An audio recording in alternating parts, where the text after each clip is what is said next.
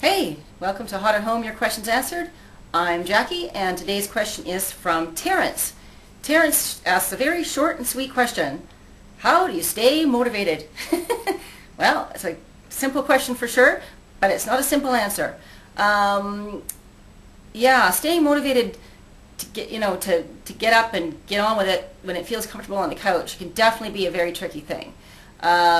First of all, you kind of have to believe in yourself, believe that you're capable of doing it, and believe that what you're doing will lead to great things. But until you actually start to see results, belief is something that is almost like faith. You have to just have faith that it's going to work. So one of the things that you've got to do is you've got to try and make it into a habit where you don't actually even need motivation anymore. You just need to, it's a habit in your life. It's something that you do, like getting up in the morning and having breakfast, or, getting up in the morning and choosing your clothes or whatever, just a habit that you have. You need to turn sort of working out and opting for healthy choices in your nutrition plan into a default in yourself. However, I know that can be tricky to do that. So, one of the things that you have to do sometimes is just what they say, fake it till you make it.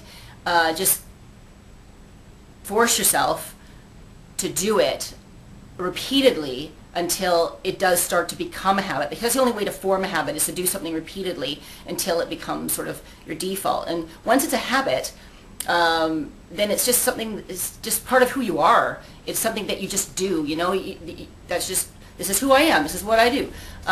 For me, at least, this is who I am, and this is what I do. I get up in the morning and I put on my workout clothes and I go do it. It's just part of my morning routine, and it's a habit.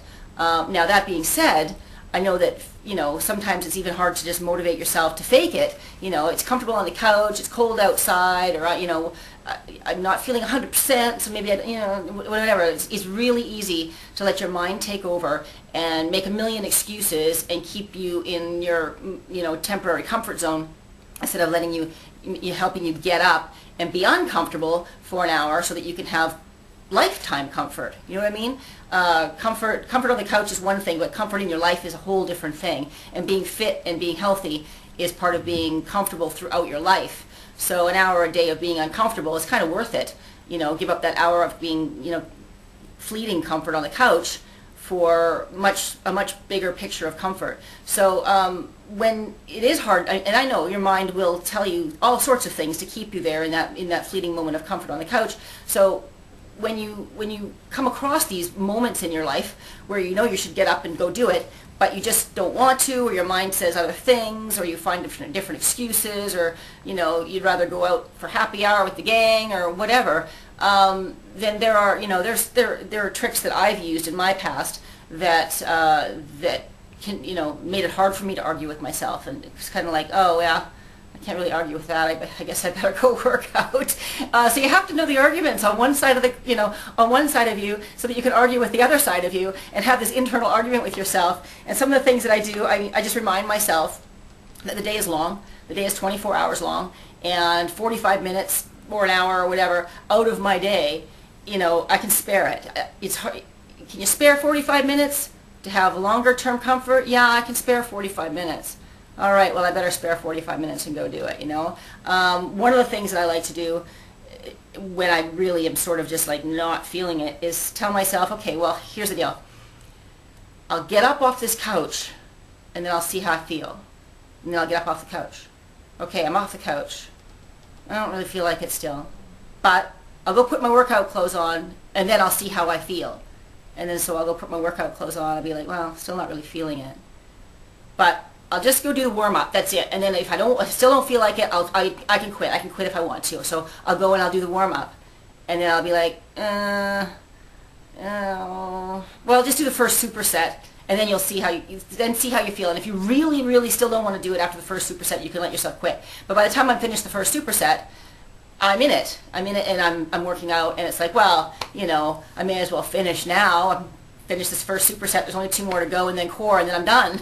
So I may as well finish. So it's just one of those things where you sort of make a deal with yourself in little tiny increments, just to get yourself to make one little tiny step and then the next little tiny step, and the next little tiny step until you've kind of tricked yourself into working out. There you are, you're in the middle of working out.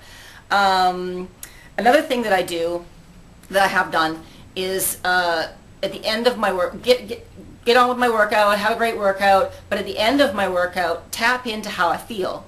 Like really, really tap into it. I expect I'll be tired and exhausted because I just had a good workout, but what else do I feel? Do I feel accomplished? Yes. Do I feel energetic? Yes. Do I feel or energized? Yes. Do I feel proud of myself for doing it? Yes. Am I in a better mood? Yes. Because the endorphins start floating around in your head and stuff, and invariably you wind up in a better mood at the end of your workout than you were at the beginning of your workout anyway, if you were in a bad mood to start. So I tap into all those things. I feel all these great things, and I kind of put them in a little box, and I stick them in my head somewhere that's easy to access.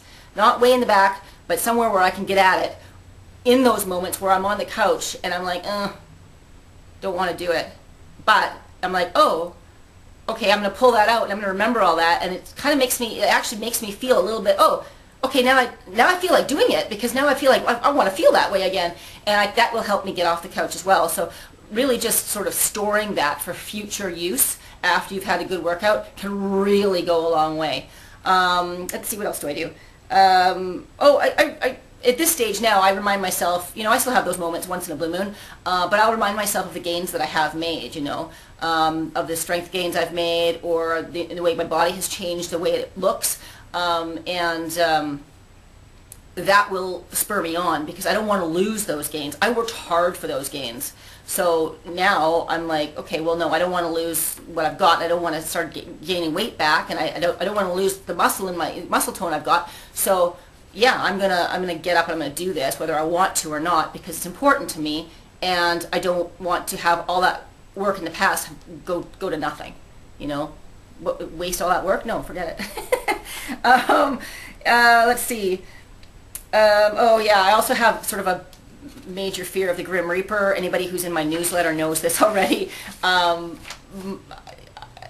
I go running, I run with the Grim Reaper chasing me. I can almost feel his little bony finger tap me on the shoulder, but no, I'm going to run away from that guy. So, and I know that the more I work out, barring getting hit by a train or something, it can help me have a longer, happier, healthier life. So I'm running from that Grim Reaper. I don't want to have a slow, sort of painful or uncomfortable old age or death, fighting off some horrible disease I could have prevented by eating properly or working out regularly, that kind of thing. So when I'm working out, I'm basically sticking my thumb at the Grim Reaper. Haha, try and get me. You're not gonna. So that motivates me. I don't know if that helps you or not. It's one of those things in my head. So yeah, you have to sort of find little ways that work for you to trick yourself until you can to do it regularly until it becomes a habit. And then once it becomes a habit, it becomes the thing you do, and it becomes part of who you are. And also once you start to see results, then that creates the belief that you need in order to really believe that you can do it, that this will lead to something great. So look in the mirror often, watch your results, and let those feed you to help you stay motivated as well, because I guarantee they will. Once you start to see changes in your body, it really, really makes you go, oh, I like that. I want more of that.